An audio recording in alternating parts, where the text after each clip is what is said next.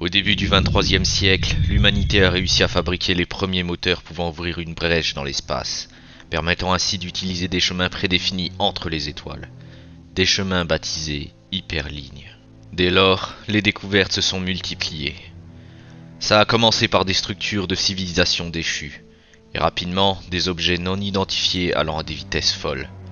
Et pour finir, la première rencontre. Les mœurs ont évolué, et finalement, la modification génétique et le clonage d'êtres humains ont été autorisés. Il y a eu des ratés, naturellement, mais même ceux qui naissent, en quelque sorte, ne sont pas sûrs de survivre. Pour être sûr qu'ils excellent dans leur domaine, ils sont lâchés à divers endroits, seuls ou en groupe, guidés par quelqu'un pour leur apprendre les bases ou en autodidacte. Leur épreuve, survivre sans cycle dans un environnement hostile. Et moi dans tout ça ? Je suis le chef de la section HCN-6. Mon travail consiste à montrer comment survivre dans des conditions extrêmes à des nouveau-nés.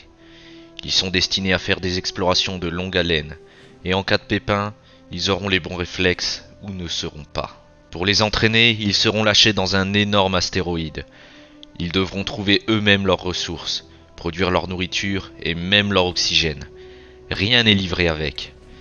Il faut que leur base devienne un palace. Et pour ça, hors de question d'avoir des petites natures dans mon équipe. C'est donc tout naturellement qu'elle sera composée d'une architecte narcoleptique, d'un technicien anémique et d'une autre architecte rustre et destructrice. Bienvenue dans le trou à rats, les enfants. La première chose à faire est naturellement de vérifier les alentours, de regarder la composition de l'air et trouver les réserves d'eau. Coup de chance, il y a une réserve juste en dessous et l'air est respirable dans la pièce juste à côté. Elle l'est aussi au-dessus avec une légère concentration de dioxyde de carbone. Plus dangereux encore, au-dessus, une pièce sans air. Sitôt qu'une brèche sera faite, toute l'air va s'y engouffrer et risque de rendre la respiration difficile dans la base. Commençons par creuser un chemin vers la pièce voisine et fabriquer l'échelle centrale de la base, qui aura une construction verticale. Le mieux est de savoir de quoi elle devra avoir l'air. Ça me permet aussi de récupérer des matériaux pour la construction de structures, avec le grès et plus tard avec le cuivre. Les algues seront quant à elles utiles pour produire de l'oxygène. Je commence à faire le sol de ma première pièce. J'aurais bien aimé que l'oxylite reste un peu, le temps qu'on produise notre propre oxygène, mais tant pis. Comme c'est un besoin urgent, je pose des toilettes sèches. Comme c'est temporaire, je voulais les faire plutôt petites, mais j'ai changé d'avis en cours de route. Pendant l'aménagement, le génie du groupe s'est coincé entre le plafond et la couche de grès juste au-dessus. Bon, ce serait pas grave si en creusant il n'aurait pas libéré une créature. On sait maintenant qu'il y a des formes de vie complexes sur ce caillou. Les bactéries ne sont pas les seuls habitants. La créature a l'air de nous laisser tranquilles si on ne lui fait rien. Alors quoi de plus normal de l'abattre brutalement et récupérer sa viande ? Cela dit, même si son combat s'est soldé par une victoire, il a subi quelques blessures et va désormais moins vite. Et si on le compare à la vitesse de ses compagnons, il risque de devenir inutile. Il va falloir le soigner dès qu'on pourra. Pendant que l'un reconstruit les toilettes sèches, les autres préparent la seconde pièce, qui sera l'endroit où sera produite l'électricité. Mais malheureusement, j'ai perdu trop de temps, et je n'ai pas eu le temps de leur faire des lits.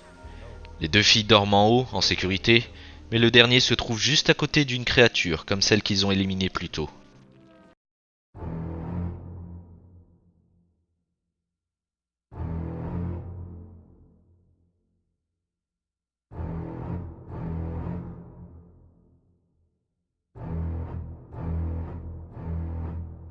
Cette fois c'est sûr, ces créatures ne sont pas agressives. Ils feront une source de nourriture parfaite. Oh putain, j'ai trop la dalle! Il faut aussi faire un désoxydeur d'algues. L'oxylite produit une petite quantité d'oxygène, mais ce n'est pas une source durable, ni même réellement efficace. Pour l'instant, mon installation électrique se limite à une roue à hamster pour la production, 2 batteries et un désoxydeur d'algues. Mais la consommation d'énergie va rapidement augmenter avec les nouveaux équipements. Je continue l'expansion de la base en gagnant encore en hauteur. Mais cette fois, dans le but de récolter des métaux, près de la pièce sans air.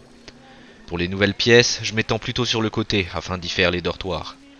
Mais pas le temps terminé que la nuit tombe, et tout le monde s'écroule par terre. Réaction classique chez quelqu'un de fatigué, même si on n'est pas narcoleptique.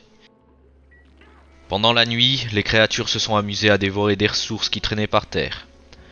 Puis le jour est revenu, le travail a repris.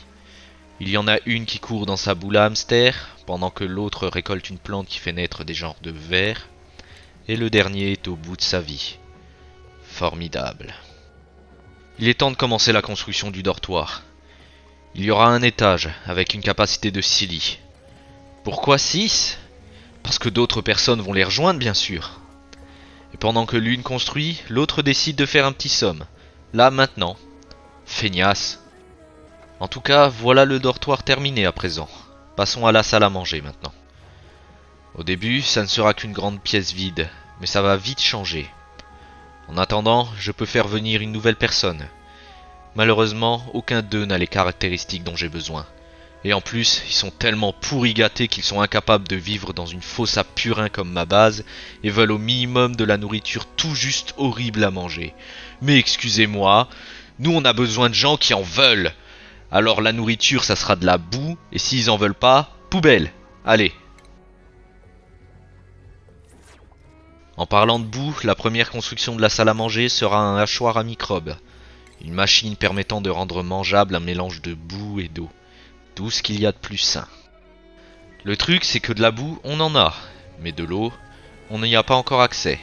Alors on terrasse les créatures qui nous ont rien fait en bas, on laisse les deux zombies manger et on creuse. L'installation sera simple. Pas de machine automatique pour l'instant, une simple pompe à main fera l'affaire. Il est temps de construire une nouvelle salle dédiée à la recherche, permettant ainsi de fabriquer des machines toujours plus complexes. Je profite de leur sommeil pour préparer les nouvelles constructions du lendemain.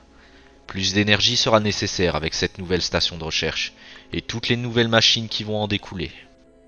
Naturellement, une fois levés, ils s'y mettent directement. Une fois fini, la première recherche qu'ils devront faire sera pour fabriquer un super ordinateur, pour faire des recherches plus complexes.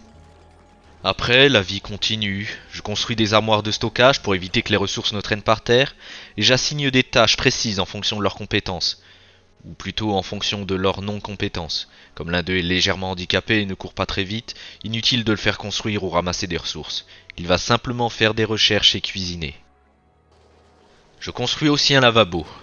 Depuis le temps, la prolifération des germes risque de les rendre malades. Mieux vaut tard que jamais. Le superordinateur est construit rapidement, et il est temps de faire venir une nouvelle personne. Cette fois, je trouve quelqu'un acceptable. Je l'accepte et lui assigne directement ses tâches, en sachant qu'elle est aussi anémique comme notre cher scientifique et cuisinier. La recherche effectuée sur l'électricité m'a permis de fabriquer de nouvelles batteries, qui prennent autant de place que deux petites batteries, mais stockant bien plus d'énergie. Inutile de préciser pourquoi elles seront bien plus utiles.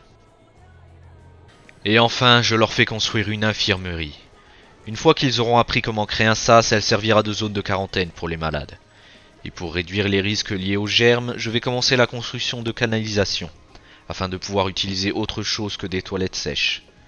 Et pour ça, il faut d'abord que je crée un réservoir qui recevra les eaux usées. Avec ça, les pousses que j'ai plantées qui vont apporter de la nourriture, et la population de la base qui s'agrandit, ils vont sans aucun doute pouvoir prospérer pendant un long moment.